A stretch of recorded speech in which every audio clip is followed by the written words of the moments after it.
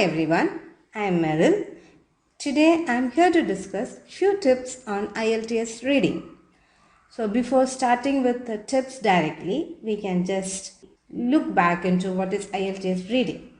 So Ielts reading is one test or one skill evaluation test that is done for Ielts, and there are 40 questions and you will get 1 hour to complete these 40 questions. There are two modules for Ielts. One is academic and another one is general training. I hope this much you will be aware about. So we will move on to the first tip. The first tip that I would suggest you is to answer from difficult to easy. So you will be doubtful what is this difficult to easy. So normally if you look Ielts reading test, there are 3 sections and the difficultiness of these sections varies from first section to the last. Most of the time the first section will be pretty easy, second will be moderately tough, and the third will be toughest one. So if you have to effectively do your reading within the time limit, what I suggest is you can start with the toughest one, that is the third section. So after that, if you move on to the next sections which are comparatively easy, you can find that you will be able to complete those sections pretty easily and quickly compared to your previous pattern. Now we can move on to our second tip. Tip 2 is to divide your time based on the difficulty level. We saw earlier that there are 3 sections and the difficultiness of these 3 sections varies. So what I suggest is to allot maximum time for the third section, which we can assume will be the difficult. What I suggest is you can allot around 25 minutes of your 60 minutes to this third section. You can do your moderately difficult section within 20 minutes and the remaining 50 minutes you can allot to the easiest section, which will be mostly our first section. Now my next tip is how we can do our complete reading. People find difficulty in completing this task within this time limit. So I suggest you 2 things. One is skimming and another one is scanning. First we can see what is skimming. So skimming is like quickly going through the complete passage within 5 minutes duration. You can have a pencil in your hand, and while you are going through this complete passage, quickly you can keep on marking important points. It can be sometimes year or name of person, place, or it can be the name of some theories or some tests that would be mentioned in the passage. So that is skimming. So after skimming, what you can do is go to the question, read it, and since you have done the skimming, you will be having an idea in which paragraph your answer can be. So go to that particular paragraph and you scan that paragraph clearly. That is, you can find specific information from a text quickly when you're doing the scanning. So the scanning will be effective only if you do skimming first. Otherwise, you will be taking more time. So here is an example for skimming. As I had told you earlier, that you can mark the name or year or whatever important things you find while you're skimming.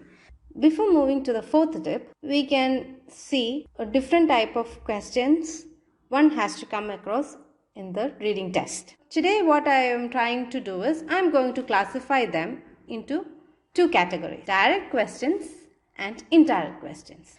Direct questions are questions which you can easily get the answers. Okay, the answers will be there directly in the passage. Another advantage is that they follow a top to bottom order. The answers for the first question will follow the answer for the second question. Okay, so you can easily locate where you should look for the answers. And indirect questions are questions which are pretty tricky. You will have to look deep into the passage to get the answers. So my fourth tip is answer direct questions first. So by doing that, you will become more aware about the passage. So this will help you to solve indirect questions quickly. Okay, so my tip is to answer first direct questions and then the indirect question. Now we can see which are direct type of questions. First one, which I suggest you to do initially, is true false not given. So it is easy to solve and you can do it quickly. So here is an example. The question will be mainly a statement and you have to look whether the information is true by comparing the passage. If the information mentioned is not given in the passage, then you can choose the option not given. Next type of direct question is fill in the blanks. So when you are doing fill in the blanks, one thing you should be careful, you should look for the instructions given before answering the question. For example, here if you see, you can see the instruction like choose one word only from the text for each answer. So here when you are answering, you should be very careful that you don't exceed the words according to the instructions. Next type of question is question and answer. You are supposed to give short answers. Even this follow an order, so it is direct type of question. Now we can see which are indirect type of questions. The rest of the questions that you will face in the reading test, like choosing the correct paragraph or heading matching, you can put them in the indirect type of questions list. Choosing correct paragraph is comparatively little tough one. So if you are doing the direct questions first, again I am repeating the same, you will be more aware about the paragraphs. So you can easily find out from which paragraph which particular information was taken. Okay, and next one is heading matching. This also will be helpful if you do indirect questions first. These are the examples. The first one is choosing the correct paragraph, and this is an example for heading matching.